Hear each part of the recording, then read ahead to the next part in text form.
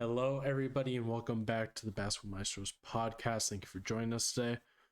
Second half of the season is about to kick off in currently tomorrow at the time of this recording, but it would already have started.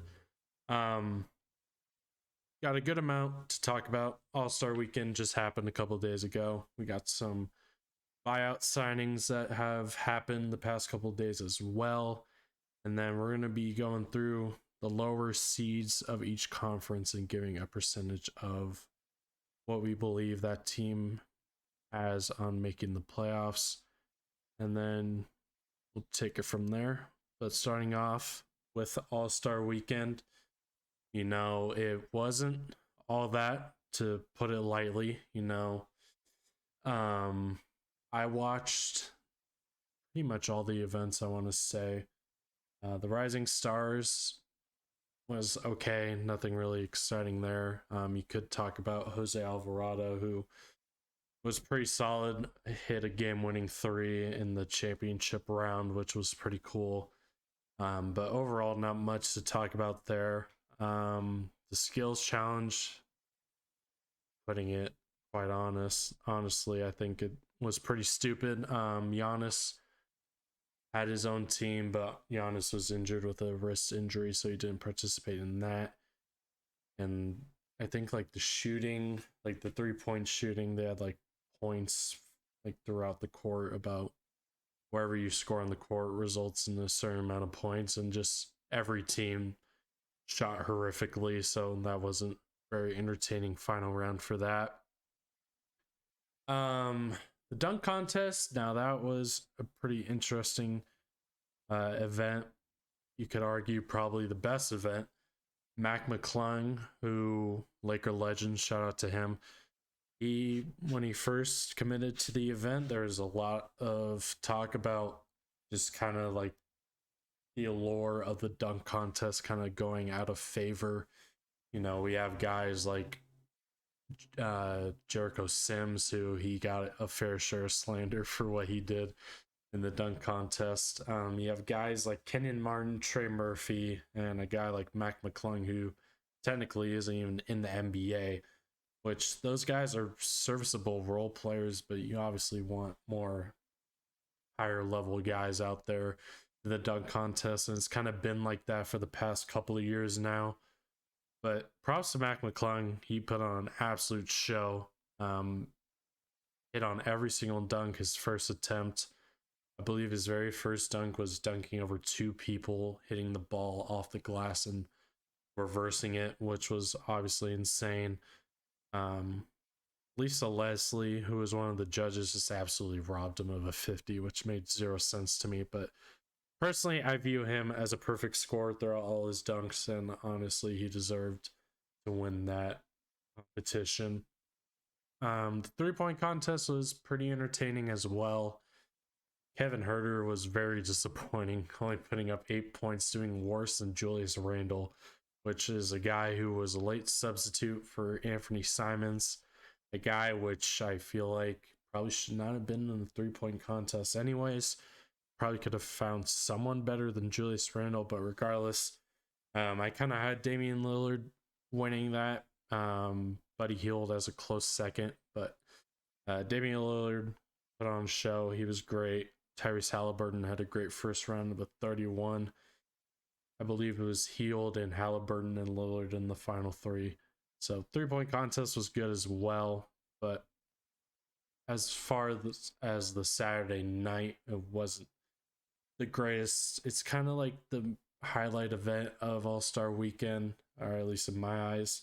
But as I mentioned, the allure of kind of All-Star Weekend has kind of fallen off, and I feel like it's going to be hard to kind of rebuild their reputation, at least after this one. I feel like it's going to leave a pretty big stain on All-Star Weekend as a whole. But if you want to talk about Saturday night stuff, and then we can move into the All-Star game. Yeah, for me as just a casual viewer, I'd say with the NBA, I'm not like as hardcore. I'll watch, every single game and all that. I think it's been kind of boring the past couple of years, I'd say, for All Star break. I never really get excited anymore. I mean, the Rising Stars, I don't think I've actually ever sat down and watched one of those games Don't like out of blame my you. free time. They just haven't been as entertaining. I think really the only one I don't even think I've even sat down and watched one. I've seen maybe highlights, and that's probably about it. The one I will tune in is kind of the celebrity one. I won't lie. I kind of do like watching the celebrities like just kind of to chuck it up and just miss. It's pretty funny, and DK Metcalf was actually pretty Like, entertaining. Um, Dunking everything he had. And then on to Saturday because that was Friday night. I I honestly, once again, I don't think I've ever watched a skills challenge. I just don't get the point of it. It's just like whatever. I don't know what the NBA is really thinking with that, but it's I guess a cool little thing. Um, and then the 3 point contest, I didn't tune in for it this year. I don't think I was home Saturday, so I don't really remember watching most of it. But I did see the Kevin Herter stuff. I think that was pretty funny. My man was not feeling himself that night. But usually, the past couple All Stars, I'll tune into the 3 point contest. But I just it's kind of falling off a little bit. I just feel like we could be getting some better contestants to who are kind of better known for shooting threes. And I know Curry was hurt, and I know some players are hurt, but I don't know. It's just kind of disappointing. And on to probably I think everyone's favorite contest on Saturday. I think that is something I try to watch. I remember, watching, Zach Levine and Aaron Gordon, those kind of dunk contests back when I was in, high school and middle school. Like those were the contests that made it fun and really got me into the dunk contest and just kind of watching the All-Star break. And now it's just before I'm speaking clearly before I really didn't have much expectations going into this one. I did miss the first round, so I didn't get to see how awful Jericho Sims was, respectfully.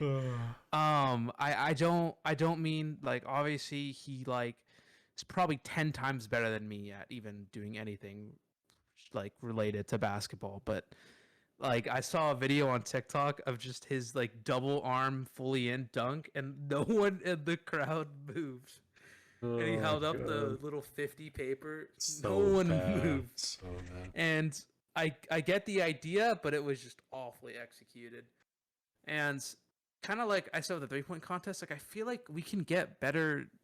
I just don't know why people don't want to do the dunk contest anymore. Like I just miss like when actual like stars and people would do it, and it's just now like it just doesn't feel like anyone like remotely talented does it. And like I think one with like John Morant, like Zion, I think that one would be really like it'd be something fun to watch, and people would like I feel like would sit down and actually be excited. And we just really don't get it because we really just don't get the luxury of having that because this year we had KJ Martin, Trey Murphy, and we already mentioned Mr. Sims and Mac McClung. Like outside before watching it, like did no one wants to watch that, but on to the man that saved the dunk contest. What people are saying, so you can't you can't sleep on him, I guess. When you look at names strictly, but Mac McClung, that man, that was insane. Like watching him just do all these dunks that he did say before that we've never seen before, and he really did, kind of live up to that. And um, I'm really I mean, I'm okay with him, coming back for, a couple more years. I mean, he definitely showed it, and it's just kind of, interesting to see these guys that you would never have thought to be, make a name for themselves like this, And let's be honest, I mean, I've known who he is. I know other people have, but I know like the general media like probably hasn't really given him like the love that he deserves because we've known that he's been doing this for a while. So it's pretty cool to kind of watch him blow up a little bit, winning the dunk contest, and hopefully, maybe make that 76ers roster. You never know. But I think he definitely deserves it, but I really want the All-Star break to really start having some competitive like or just names, not really competitive because I think, every contest is competitive in its own way, but I just want to start seeing some bigger names cuz I think a lot more people would tune in. Yeah, for sure. I remember after McClung won, Tyrese Maxey he tweeted, and he was wild for tweeting this. He said, "Yeah, teammate," in all caps. But I died.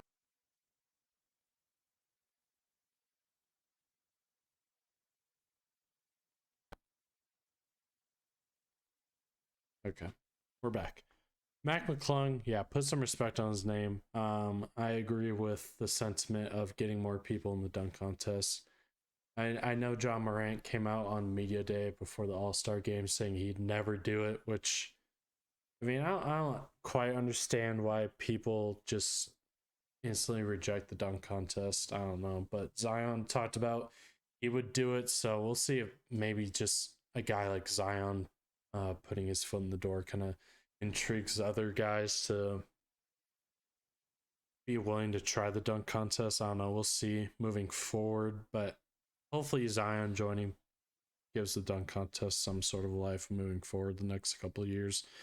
But moving on to the main event that people were talking about, the All-Star game, and I think this is probably the worst All-Star game I've ever seen.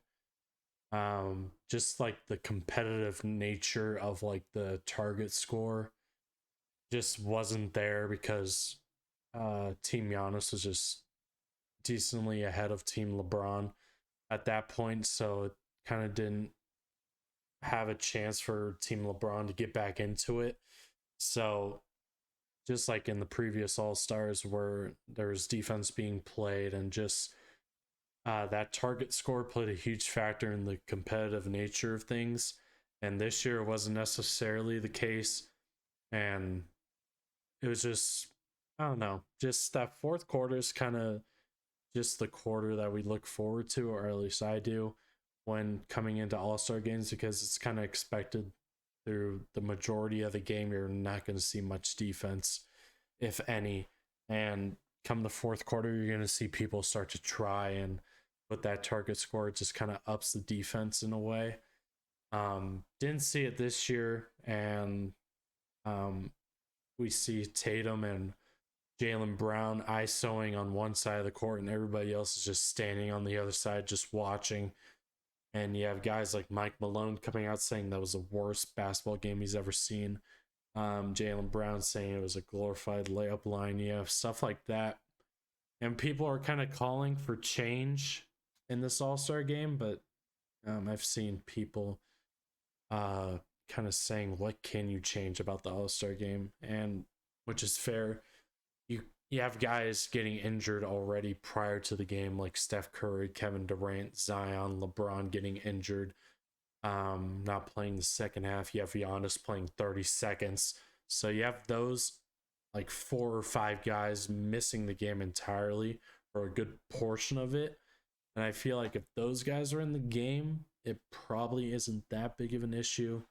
But overall, it wasn't great. And I think it was kind of bound to happen because we were kind of, I don't know if spoiled's the right word, but we got to see some really good All-Star games the past couple of years. And this one was just felt flat. Don't know if there's much to overreact about or there's much to fix about it.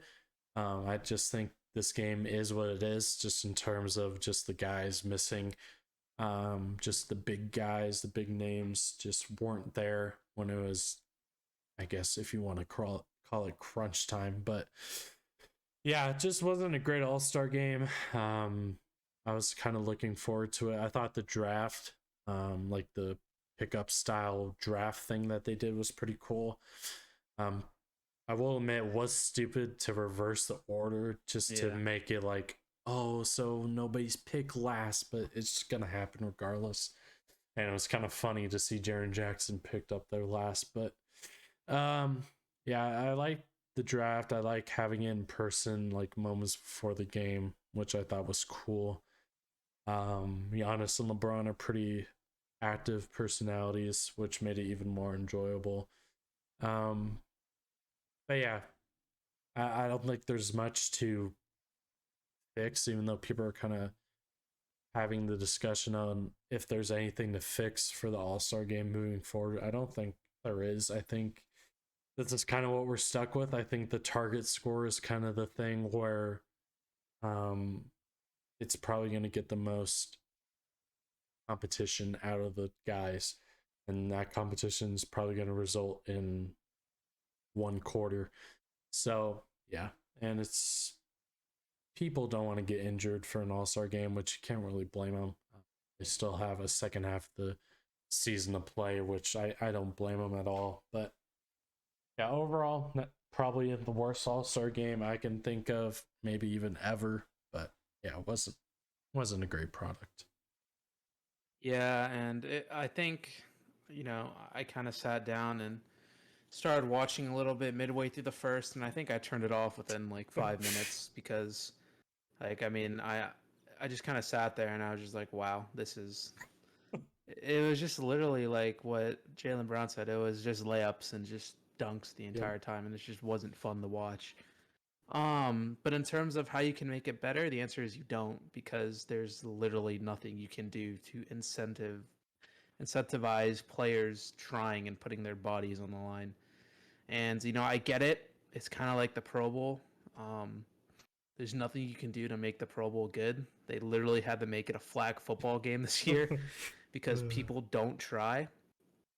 Pro Bowl actually was a little bit better this year. You could tell players were out there trying, but it's like what can you do, because players are so like, just nowadays they all they care about really is just staying healthy. And I just feel like there's, I saw like some video of just, there's all like this new like, you know research, and doctors. There's so many more doctors on an NBA team now that they're just telling players like, oh, you're not help, like, you can't play this, you gotta like take it like chill. And back 10 years ago, there were barely as many medical staff on teams, and there wasn't really that much of a concern. But now you have players playing it a lot more conservative, don't want to get hurt. So what can you do if they don't want to try? They don't want to play defense.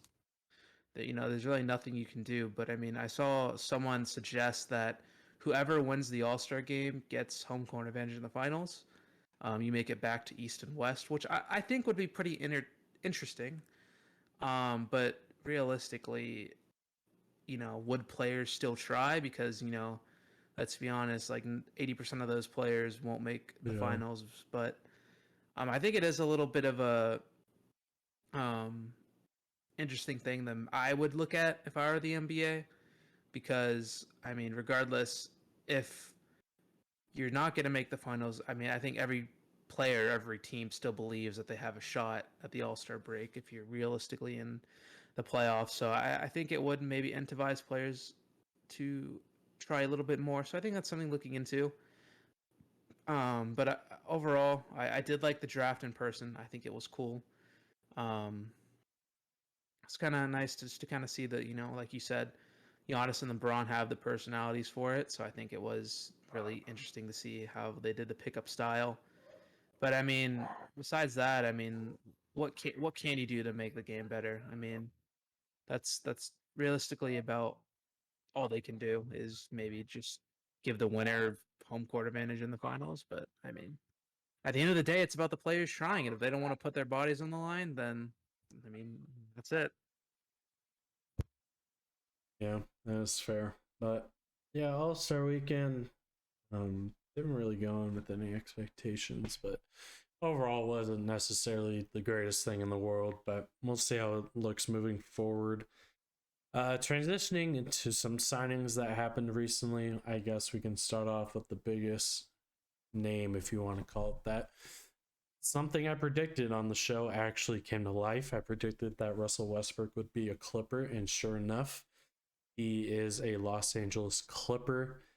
And man, oh man, I when the Laker trade first happened, and I saw Chris Haynes report that the Clippers are interested in Westbrook, I felt like I was in heaven. The Clippers, even though I try to enjoy the NBA for every team and try to enjoy it in a non-biased perspective, it's beautiful seeing the Clippers sign Russell Westbrook. Granted, it's only 20 something games, and who knows if they'll even bring him back next year, but I think it is quite honestly a big mistake for the Clippers. Um, this very well may backfire, but I stand in my, what is it, like 1.5 years of watching Russell Westbrook on my team. I do not think it's gonna work. As a Laker fan, you got to be optimistic about your team. Even though when Westbrook initially got traded, fit concerns were always in everyone's mind. But as a Laker fan, I just wanted it to work. And Russell Westbrook is no doubt a first ballot Hall of Famer. He's one of the best point guards. Obviously, all the triple double stuff he's done. It's kind of redundant at this point. Everybody kind of mentions it, but regardless, it's historic and just simply did not work. You tried all avenues. I feel like you tried everything you could, just did not work whatsoever. And I think Westbrook at this point in time is just like a guy who's just the one man show, the one man wrecking crew. Put him out there, surround him with shooters, dominant pick and roll big, and you just kind of go from there. Like the rebuilding OKC days when Durant left, those were kind of like the prime Westbrook, like where you really saw what he can do. And I just think this is kind of just we're witnessing the downfall of Westbrook's career. Quite honestly, if it doesn't work in the Clippers, I mean, I was saying if he can't win with LeBron, no one can win with him. But if it seriously doesn't work out with the Clippers, I don't see any other realistic chance of him just going to a contending team and seeing it work out. It's just his play style just does not fit today's NBA, and we saw it with the Clippers personally. Like they had Zubats just matched up on Westbrook, which is just mind-boggling to even think about a guy like Westbrook or sticking a big on Westbrook. That just shows how NBA teams look at him, just disregard on his offensive game, and obviously he's not a good defender either. Just in terms of the Clippers' perspective of adding Westbrook, I don't see the appeal. Terrence Mann has been really good for them. They just added Bones Highland, who's another guy who came to the Clippers for playing time, and now they add another big name guard that's gonna need minutes. So I don't know. We'll see how it works out, but a team that lacks continuity, guys in and out of the lineup constantly, and you have either 22 or 23 games left in the year, just kind of get it together. And now you're adding a big name piece, a guy who needs a lot of time to work into a system. And it's going to be interesting to see. It's going to really put a nail in the coffin if they just sign Westbrook and it just all goes downhill. So I know when I see his first game announced, I am all eyes tuning in to see how it looks on that first game, but can't say I'm all optimistic about it. But then again, I'm not a big Clipper fan by any means. So, and my good friend Jackson, I saw him on social media, welcoming the Brody, and on Snapchat, he was hyped about Westbrook coming to the Clippers. But be careful what you wish for, man. I was kind of that mindset when Westbrook joined. Obviously, I'm a Laker fan. I want my team to be successful. And man, it did not go well. And just got to warn the Clipper fans out there, it is not pretty. And there's going to be times. I know I sent my brother, who is a Clipper fan, a tweet of Westbrook just completely falling asleep on defense, getting backdoored, losing track of his man while watching, all that fun stuff that I got to see every single day for 1.5 years. So best of luck, Clipper fans. I believe coming into this year, I viewed you guys as a championship or bust team. Coming into it, you have the deepest roster in the league. Now you're adding a guy who can very well throw that championship or bust out of the window. And I cannot say Westbrook adds to your championship probability, if I'm being completely honest. And does he boost your championship aspirations? Probably not. Um, I'm looking forward to the pictures of Westbrook in a Clipper jersey, just of guys like 10, 15 feet off of him. You know, like the LeBron Rockets series where LeBron was like 20 feet behind Westbrook, just letting him shoot from three. So, yeah, cannot say I'm optimistic about this Clipper fit, but I guess we'll see. Time will tell. But kind of dicey adding a guy like Westbrook with 20 something games left in the year. We'll see how it pans out. Tyronn Lue's definitely gonna have his hands full in terms of finding rotations that work. I will say this Clippers roster definitely fits Westbrook more, just in terms of shooting. Cannot say I'm optimistic about this fit moving forward. Oh, I smiled, honestly, when I woke up. Because the news broke like 7 a.m. PST, and everyone, you know, make a guess that I was definitely not up.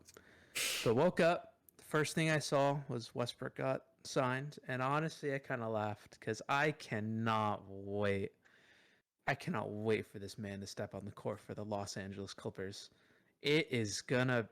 I I will make sure I'm available. I really hope it's if it's an Eastern time, like if they're in the East and they start at like 4 my time, probably can't watch it, but I hope he plays when they're at home because I cannot wait to watch him. I hope that he does all the stupid stuff he did on this team. The amount of games that we lost this year solely because of Russell Westbrook is insane. The amount of late game mistakes he's made, I won't even call them, no, I'll call them mistakes, but. And now he's going to go on a team where I don't get it.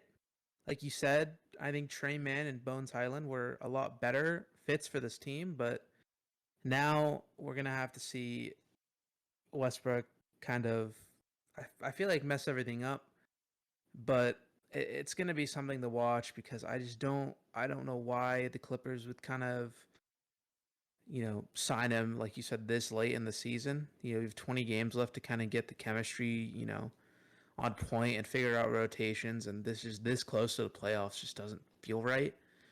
Um, I honestly felt like he would have just been better off on the Jazz. Just kind of let him kind of just play it out these last couple games and just see, you know, what happens. There's no pressure. There's no bright lights on you anymore. Just kind of play the game and just, you know, play basketball. Try to get back to having fun, which is something that I feel like he hasn't been having. And now you put yourself in the spotlight again, and your career is kind of on the line here. If you know you don't play well and you kind of quote unquote sabotage the team, then free agency is not going to be looking good for this man upcoming because I don't think a lot of teams would be interested. I don't know why they would be if it doesn't work out with the Clippers as well. So definitely very interesting times in LA here. I think the Clippers are honestly worse now because I mean I already know that they're going to beat the Lakers on April 5th. I can already see Westbrook draining 6 threes and just absolutely dominating us, but I just don't think that this team makes it. I mean, it all depends, but I just think that this team got worse, and hopefully they prove me wrong. Actually, not hopefully, but let's see if they prove me wrong. But I just have no faith in Mr. Westbrook. I just do. One thing I will say is that I do kind of feel bad for him in a way of how people really like attacked him Yeah. throughout the media and you know Laker fans at games where I've heard all the stuff with like his kid at school even gets like made fun of for just being his son, and it's just it's all fuck. Ooh, it's all messed up. I just don't know why people kind of go there. So hopefully you know people will stop kind of really personally attacking him, but at the end of the day, I'm very excited to watch him step on the court for the Clippers and you know play basketball. I'm definitely looking forward to that day. Don't know when exactly his debut's going to be, but I imagine this cannot be that far behind. But yeah, all the stuff when he first got traded out of the Lakers. I've all the stuff that came out, like David McMenamin stuff about how he was a blood sucking vampire. I thought that was a little too far. It's just doesn't make sense to kick a man while he's down. You know, his value is probably at the lowest it's ever been. You know, well, we'll see how it works out in Clipperland. Very intrigued to see how it looks. But yeah, we can kind of just touch on Kevin Love, uh, signed with Miami Heat, which I mean is cool. Um, in reality, all these buyout guys probably don't boost your ceiling all that much. But Kevin Love on the move, got bought out by the Cavs a couple of days ago, signed with the Miami Heat. Um, I mean, the Heat do need some depth. The four position is something they need. Don't know if he's going to start or not, which is going to be interesting. Him and Bam, if they are in the starting five, will be something to see. But Kevin Love is, I believe, at 36% from three this year, which is just slightly above league average, which I mean is cool. But interested to see how Kevin Love will work out in Miami. But then again, don't have much expectations. Again, does it make the Heat contenders? No. Will it help the Heat? Sure. In terms of shooting, kind of opening up space for a guy like Bam and Jimmy, yeah, that'll probably be helpful. But yeah, not much to talk about on this move. It's a solid pickup for what it's worth. Kevin Love is a serviceable shooter. He's going to be able to open up space for that Miami Heat offense, but doesn't overall raise your ceiling if you have anything to add on. Yeah, I think this signing's just kind of one of those, whatever signings. I don't really expect too much out of it. He does add depth. I'm really excited to see what Kevin Love can bring to that team. But does it realistically change our big picture outlook on this team? No. I don't think it makes them crazy better. I think it just makes them a little bit better. Um, hope Kevin Love can find a little bit more success than he has this year on the Heat. And I'm kind of, I'm just excited to see him kind of get maybe consistent minutes again. But nothing really too big thoughts wise here on this move. Very very minor in my opinion. Yeah, and then kind of I'll throw these out there. Nate McMillan got fired, the Atlanta Hawks coach, which earlier in their year he was contemplating stepping down. There was just a lot of turmoil around the Hawks, and this move came, I believe, after they lost to the Hornets. Somebody else who was pretty bad. I forget who it was, but yeah, the writing was on the walls for this. For Nick McMillan to get fired or just step down. Interesting that it came um, at this timing, just right before the second half of the season is about to kick off, which I found interesting. Interested to see who the head coach is going to be. Don't know how fast that coaching search is going to be, but one of the big names was Quinn Snyder, which I'm interested to see how that looks. I'm not mistaken, the Hawks are not a good defensive team. I want to say Quinn Snyder's decent defensive coach, so we'll see what the Hawks got moving forward. Um, yeah, the Hawks, it's going to be interesting. Currently the A seed right now, 3 back of the Heat for the 7th spot. So overall, pretty disappointing year for the Hawks. But we'll see. They still got good amount of games left, and then also Lonzo Ball shut down for the year. We kind of talked about it in previous episodes about just the concerns surrounding his knee, and it sounds like it's not getting any better. Just his knee is just not healing properly, it looks like, and he's had 2 surgeries already, and he's still experiencing discomfort in his knee. I saw stuff on Twitter saying like his knee situation is something unique and something doctors have not seen before, which is obviously very concerning. Yeah. But yeah, we'll see. Pray for Lonzo that he gets back onto the court in relative time. Hopefully, they can figure something out to make his knee heal properly or get back to normal. Um, Yeah, if he can't play next year at some point, and I'm starting to get concerned about his just long term just career in general, if he's actually ever going to play again. Which I know it's only been, I think, almost I think past a year now, heading into 2 years in terms of playing time. So we'll see, man. He's still young. Hopefully he can figure it out, but hopefully Alonso can figure it out and get back onto the court as soon as possible. But with the second year or second half of the season, I should say, kicking off, um, we're going to go through the teams that are currently in the plan or the outside looking in through each conference, and we're going to give a percentage 0 from 100 on the realistic probability of what team that we talk about has in terms of making the playoffs. We can start off with the Eastern Conference. Starting off with the 7th seed, Miami Heat, currently a half game out of the 6th spot. So definitely right there in terms of making it out of the play-in.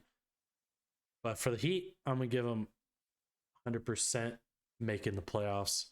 Don't see a reality where they don't make it, whether that be in the play-in or getting out of the play-in. I think the Heat do have a really good chance. They still have a good roster. Now, will injuries play a role in that? Probably. Kyle Lowry's been just in and out of the lineup constantly. Jimmy Butler the same. So hasn't necessarily been the prettiest year for the Heat, but then again, despite all the injuries, I feel like injuries have kind of just been a big part of their season, like every single year the past couple of seasons. But despite all of that, they're still in a good position to get out of the plan. Still 5 games over 500, which is solid. Yeah, definitely see this team just making the playoffs. I don't see this team missing it. If they're in the plan, I would personally take any team in the plan currently. I'd take the Heat over everybody. So I'm gonna go out on a limb and say the Heat make it 100%. So just to clarify, it's just make it out of the plan and just be like one of the top 8 seeds, right? Yep. Yeah. So I take Heat 100%. I don't see them losing to anyone. I honestly think that they can, bearing any injuries, I think they can be as high as a 5th seed. You have the Nets, who we don't know how their season's going to look, and you have the Knicks, who could fall off a little bit. So I think as a 7th seed right now, I honestly think the Heat 100% make the playoffs. Now the 8th seed, the Atlanta Hawks, currently sitting at 29-30. They are 2.5, I believe, out of the 6th spot. So there's still a possibility of them making it out. Sorry, they are 3.5 out of the 6th spot. So still doable, but it's a little hard. Personally, I see this team probably in the plan. Just I think the Heat, the Knicks, Brooklyn, I feel like they'll probably finish the year better than the Hawks, but we'll see. Currently on a 2-game losing streak. It's just kind of been an up and down year for the Hawks. Interested to see how they finish out the year. Obviously, we just talked about Nick McMillan getting fired. So we'll see how the interim coach is able to rally the troops in a sense and be able to hopefully, in their eyes, probably get out of the plan. But in all reality, I think they'll probably be in the plan once all said and done. Now, will they make it out of the plan? That's a very interesting topic. If they play the Heat, it'll be a nice little rematch from round 1 last year. But in a play-in scenario. Now, if you are the 8th seed, I believe you have 2 games to win at least, or 2 chances to win 1, which works in the Hawks' favor. So I'm going to go on a limb and just say a nice, cool 80%. I just think in terms of just roster construction, they just have the ability to make it out of the plan if everything goes well. Like, say if you lose to the Heat, you're going to play a Washington or Toronto team, maybe even the Bulls. if they're able to creep in. Which personally, I would probably take the Hawks over those three teams. Toronto, you can go either way, but I think the Hawks, just in terms of just all around roster, I think probably better. So yeah, I'll probably give the Hawks an 80% in terms of making it to the playoffs. Yeah, the Hawks are kind of a weird one. You just fire your coach, and they've been so disappointing all year, but they still have the talent to be a playoff team. So I'm gonna go with like around 65%. I could see a world where switching a head coach in the middle of the season can hurt them. And this team has just been honestly so disappointing all year, and it would be honestly the cherry on top for them to lose in the play-in. So I'd say definitely it's like more of a 65% chance that they make it in. Moving on to the 9th seed, Washington Wizards, which honestly I'm surprised they're even this high, but currently standing at 28-30 on a 2-game winning streak. Shout out to them. They are 4 games out of the 6th seed, so a little bit of climbing to do if they want to get out of the play-in. Now, reality again, I think they'll probably be in the play-in.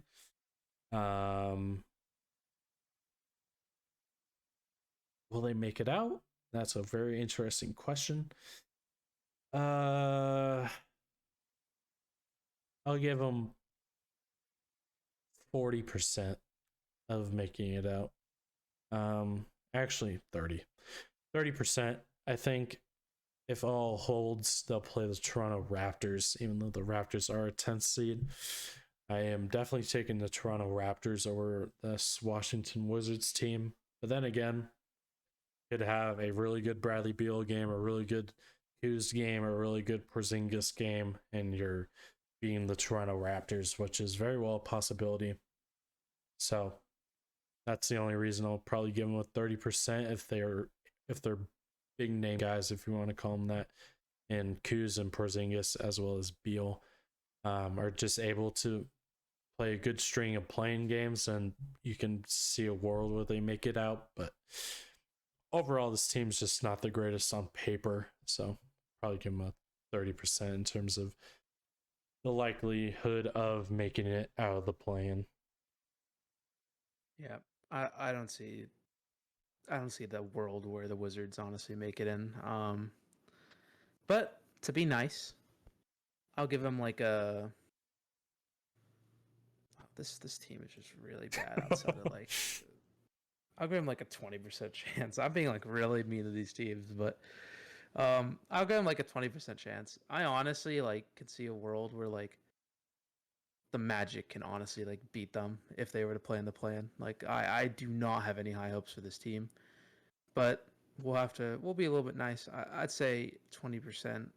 I think that literal 20% is riding on a Bradley Beal like insane game, or like Kuzma just has a really good game. So, oh, I forgot they had Porzingis. Yeah. Yeah, I'd give it 20% to be nice, but I think my mind would be honestly set on the Heat and Hawks making it out. But just for this, good old 20% for my good old Washington friends. And then the 10th seed, the Toronto Raptors, currently holding on to a 2-game lead over the Chicago Bulls, who are 11th currently. I'm a little high on this Toronto team. I really like the Jakob Poeltl pickup. Probably definitely not getting out of the plan. At least I don't think so. They're currently 3.5. I want to say, yeah, 3.5 out of the 6 seeds. So again, probably going to be in the play-in, but it's going to be hard. It's win or go home if you're a 9-10 seed. As I said, I think Toronto can probably beat the Wizards if the standings were to end today. Could they beat a Hawks or Miami team? I'd probably take them over the Hawks, or they probably have a higher chance of winning against the Hawks. The Heat would probably be a very interesting game. I feel like that could go either way. I'll give the Raptors a 50% chance. I think it just depends on how they play because this team can be very streaky at times. They can either look really good or you see them blowing leads.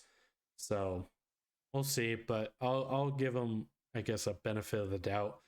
On paper, their roster's pretty solid. Their bench is a little questionable, but I'll give them a 50% chance. I'm holding out hope for this Toronto Raptors team.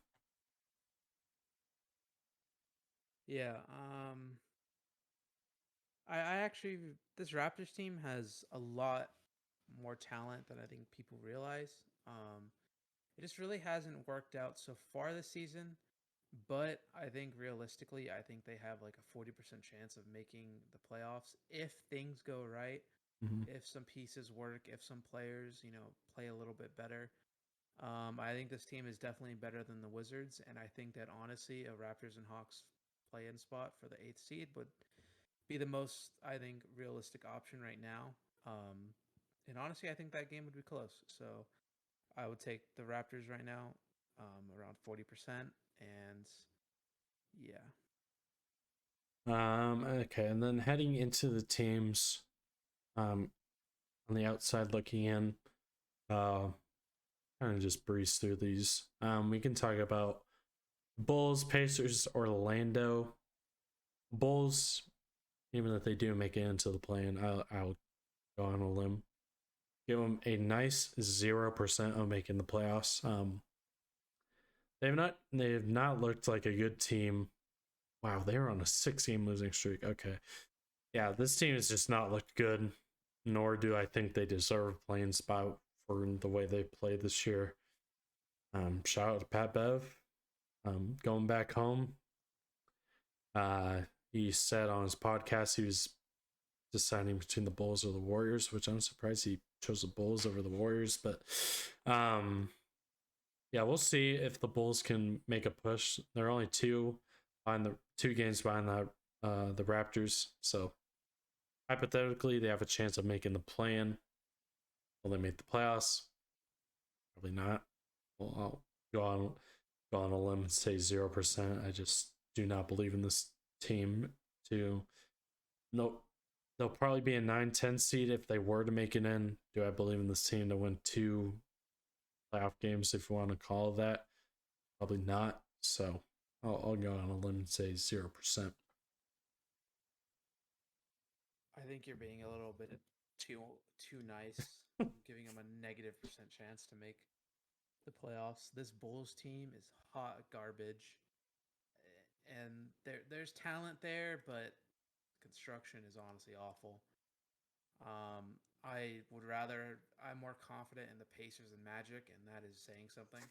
Like something with this team hasn't been working. The Lonzo injury news is it's honestly kind of concerning for him just as a person, but um, nothing with this team has been working this year, so I'm giving him easily a 0% chance. And that 6-game losing streak isn't helping either. So Um, Moving on to the Indiana Pacers, they're a half game behind the Bulls, so definitely right there. Um, I'll be a little quirky and give the Pacers a 20% chance. They have a fun young team. You have Tyrese, you have Buddy, you have Miles Turner, Benedict Mathurin. Nice, fun team. They fell off a cliff when Tyrese got hurt, but yeah, would have been fun to see if they were able to hold on. I believe they were the 4th seed at one point, and it just went all crashing down. So I'll give them 20% chance. Young, fun team. They've shown flashes, so be nice to them. yeah, this team, I think I'll give them like a 10% chance, maybe.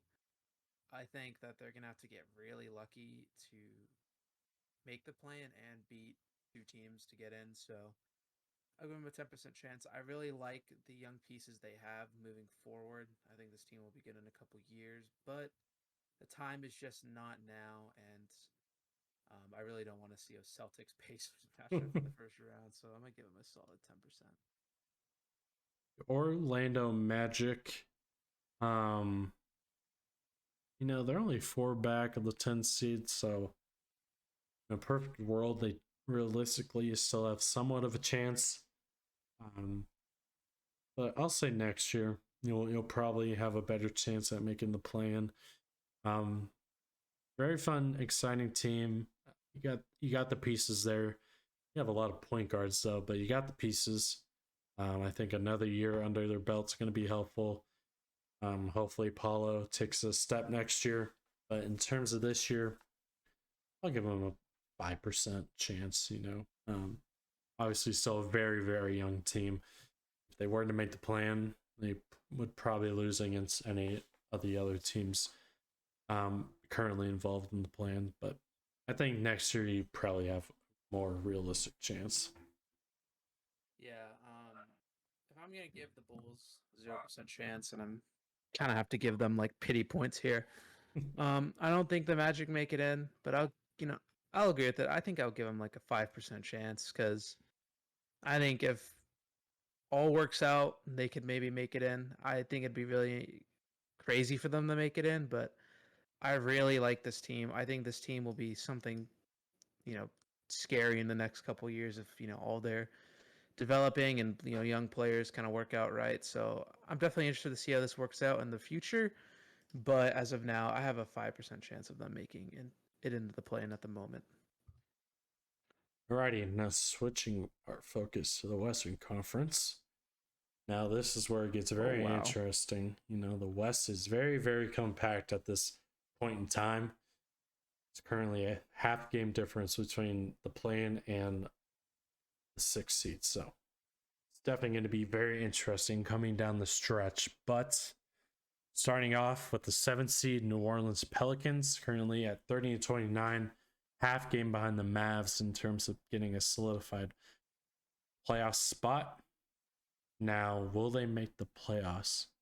And this is a very big question mark because Zion is still out for, I believe, a couple weeks. Or at least that's when they're going to reevaluate him. So who knows if Zion's going to be available down the stretch? That'll be something to keep an eye on. But if I were to just kind of take them as they are right now, um, currently against the Timberwolves have been playing somewhat better. God forbid if the Warriors climb up to that A spot, which is a very well possibility. If I'm the Pelicans, I'm really only concerned about the Warriors. I'll give a nine. I'll give them a 90%. I think this team just deserves to make the playoffs. Quite honestly, I think they've played well through most of the year. They're the 1 seed at one point, and it's just again injuries just kind of derailed them. Um, the only concern is if they play the Warriors or the Lakers. I'm saying that. If they play those two teams, that's where I'm kind of concerned. But I'll take the Pelicans over everybody else, so that's why I probably knock 10% off. But I want to see the Pelicans back in the playoffs. I think their home crowd was very fun environment to watch and against the Suns. So hopefully they can make it back in. Hopefully Zion is able to help them down the stretch. But yeah, I'll give the Pelicans 90%. I want to see them back in. Yeah, so this is where it gets really tough because this conference is just so hard to predict right now. And honestly, I'd give the Pelicans like a 70% chance right now Ooh. making the playoffs. I have faith in them, but I could see a world where the Lakers and the Warriors make it in and they don't. So I think that's like I think honestly, I think I'll say like around 70% for all like those teams, like at least the Pelicans, Warriors, and Lakers, because those are probably my top three, favorites right now to contend for that 7 to 8 seed, and it's just kind of who you prefer, really. I kind of just feel like that the Warriors are still a tough team to beat, and that's just my opinion. So right now, I'll say 70% for the Pelicans, but I really do like this team, and I still strongly believe that they can make the playoffs. Moving on to the 8th seed, Minnesota Timberwolves, currently tied in terms of games with the Pelicans, so do some flip flopping there. Will they make the playoffs? I don't know if this is a hot take. I'll give them a 50%. I just think this team is kind of a toss up. You know, they've been playing better recently, but then again, Cat still isn't back, and you have 20 something games, and you bring him back into the fold, and you have to try to work Gobert and Cat back again, which could be very, very dangerous in my eyes. Didn't look pretty when they were both there. We'll see. I think this team's kind of a toss up. They either look really good or really bad, so I'm kind of just basing it off that. I'll give them a 50% chance. But yeah, it's a very tough team to gauge, in my opinion. I don't know if I'm just being harsh or like my takes are awful, but I honestly give him like a 40%. I love Ant. I love on it. I love Cat. I've said that before, but I just don't like the Gobert trade still. I just don't like how it's Yeah. been working out, and I just don't really like their. I feel like their depth is just a little kind of off, honestly. I just don't really see this team competing with like a Pelicans or Warriors. I still think that those two teams are better. And even the Lakers right now, I think that they're a better team. So right now, I give them a 40%. I don't think the experiment worked out, but maybe they do win it out and maybe they make the playoffs. But as of right now, I just am not too high on that team.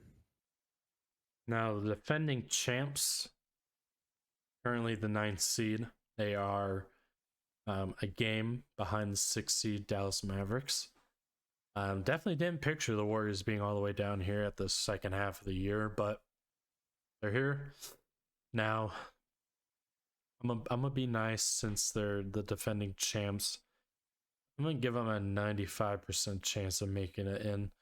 If I'm any one of these playing teams or a playing team or an outside team looking in trying to get into the play-in, I definitely do not want to play the Warriors when it's all said and done, because all it takes is just Steph and Clay to get going and you're out of the play-in. So this is definitely a team you do not want to see if you're a playing team. So I'm going to put some respect on the defending champs name. Um, Obviously, in the play-in post bubble, um, they kind of just fumbled the bag and lost 2 games and didn't make it. But I think they'll find a way to get in. I think they just have too much experience just to not make it. Yeah, and I I'm giving him 100% personally. Like you said, I don't envision a Western Conference playoffs right now with the Warriors not in it. I just don't see a world where that happens personally. I just think that the team is like too experienced, too talented to not make it. They were the champions last year, and I just think with Steph Curry, coming back and Clay back, I don't see a world that this team misses the playoffs. So I honestly think that they'll be the 7th seed going into the play-in, and that they'll just win out and be that 7th seed going into the playoffs. Okay. Moving on to the 10th seed OKC Thunder, who have definitely exceeded expectations in my eyes. Will they make the playoffs? Maybe I'm being a little harsh. I'll give them 20% chance of making it. I think they're still a really young team. Kind of similar to the Magic. I think they're ahead of the Magic in terms of timeline, but I think next year is the year where you truly hunker down and just try to win. I think you're at a point in the rebuild where you have to show results. They're showing results now. I'll give them a 20% because I think they're capable of having a shooting night like they did against the Lakers when LeBron broke the record. I think they just have a bunch of capable guys who are good at shooting and just able to break out. You have Giddy, who's can have a triple double in a playing game. You could have Shea, who's been really great this year, probably all NBA in my eyes. So I'm gonna give them the benefit of the doubt of a 20% of just Shea and Giddy being really good for them in a playing scenario. But yeah. Currently as a 10 seed, don't know if I see him winning out, but yeah, I'll give him a 20% chance. Yeah, I think I'm just like I said, I'm just too harsh, but I give him like a 10, 10-0. I think the team isn't there yet, and maybe they need like a Shea like 50-point performance to get them through, but I just don't see a world where this team beats, even the Timberwolves. I just think when it comes to that, we need to win this game mindset, and I just think that more teams are more talented, and I think next year this team will be scary. But once again, the West is just so stacked. So I'm giving them a 10% chance. I don't see a world where they make it in personally. Now, the 11th seed Utah Jazz, I'm just going to go out and say it 0%. They're trying to lose at this point. I mean, they're playing Damian Jones and Juan Toscano Anderson at this point, so I think it's safe to say that they're trying to lose. They traded off Mike Conley, Malik Beasley, and Vanderbilt. Shout out to Danny Ainge, but yeah, I don't think this team's trying to win, nor do I see them making the play-in. So I'm just gonna go out and say 0%. Maybe that's a little harsh, but yeah, I'm just gonna say it. Yeah, Danny Age saw his team competing a little too much and said, "Gotta step it back here, boys." So, um, this is definitely another 0%. I just don't see this team making the play in. And honestly, just for entertainment purposes, the NBA probably is scripting them not to make the play in. So, definitely 0% here. And the Portland Trailblazers, talked about it, I believe, in our previous episode. Don't really know what the Blazers are doing in terms of direction and roster construction. Currently, half a game out of the plan, but I'm gonna give them a 5%, maybe to 10%, just because of Damian Lillard having that capability of just willing his team with great performances in a playing scenario. But yeah, this team, I just don't believe in the roster. Just their deadline was questionable to me, but yeah, I don't really believe in this Portland Trailblazer team to make the playoffs, let alone win 2 games in the play-in. Oh yeah, 100%. This is another 0. I like Dame, and honestly, if the Blazers made the plan and play the Lakers, I'd give them like 100% chance. But this roster's awful. I watched this team, you know, a couple times this season, and I just think that their bench is awful, man. I don't think that they really match up well against anyone. So I know a little bit of copium there with Dame, but I think realistically looking at it, I give him a 0. Now, Uh, the final team to wrap up the show, your oh yeah, LA baby. Lakers. Currently situated 27-32. They are 3.5 out of the 6 seed, if I can do math. Math isn't my strong suit, but let me do a quick calculation. Yeah, 3.5. You heard it here first. 100% they're making it in. Dude, I was gonna say that. 100% book it. They're making it. Whether it's the play-in, they get the 6 seed. Don't care. Don't care about your feelings. 100% book it. They're making it. They're just better than all your favorite teams. Afro AD's gone. LeBron said it's the biggest 23 games of his career. You have D'Lo, who's a dog. You have Vando, who's a dog. You have Beasley, who's a sniper, lethal, even though he's shooting horrifically in his first couple of games, I believe. Saw him in the gym this All-Star weekend. So I know he's ready to work. This team's ready to work. Darvin Ham is sticking with the starting 5. All signs pointing in the right direction. Cannot wait to look at this when we don't make the playoffs, but 100% we're making it. Book it. Heard it here first. Someone's spoiling my little silly, but this team is 100% making the playoffs. Screw the plan. We're like getting the 5th seed or something. Like this team is about to go 23-0. There's no way we don't make it the playoffs. LeBron is hungry. LeBron is about to come and show the NBA why he's just insane. 23 games left. What number did LeBron wear? 23. Here it comes. 23-0, baby. 100%. Like the league is about to be put on watch. Just to wait. You see our record right now? 27-32. Add 23 wins to the win column. That's our final record, baby. 51 team, baby. And Easy. no one in the West is even at 50 wins yet, so we're gonna get there slowly but surely. But The number 1 seed is what we're after. Okay, I'm sorry. alrighty, so that will do it for this episode.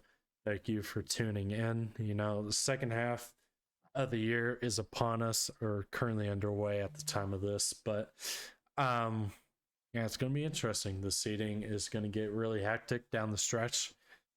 Each game is going to be very important for these teams trying to get into the play-in or playoff picture. So we'll definitely keep monitoring the standings as we get closer to playoff time. But yeah, I'm very excited. Personally, as a Laker fan, it's going to be very exciting. Even though my anxiety is going to be through the roof each and every game, but really hope they can make it in. Really hope. These playoffs are probably going to be insane, especially for the Western Conference. I'm very excited to see how that looks in terms of playing and actual playoff standings. So, going to be very, very entertaining, to say the least. So, thank you for joining us for this episode. Greatly appreciate it. Feel free to check us out on our socials, Basketball Maestros on YouTube, Instagram, and TikTok. Feel free to check us out. We go live every Friday from 4 to 5. And yeah, that will do it for this episode. Thank you and see you next time.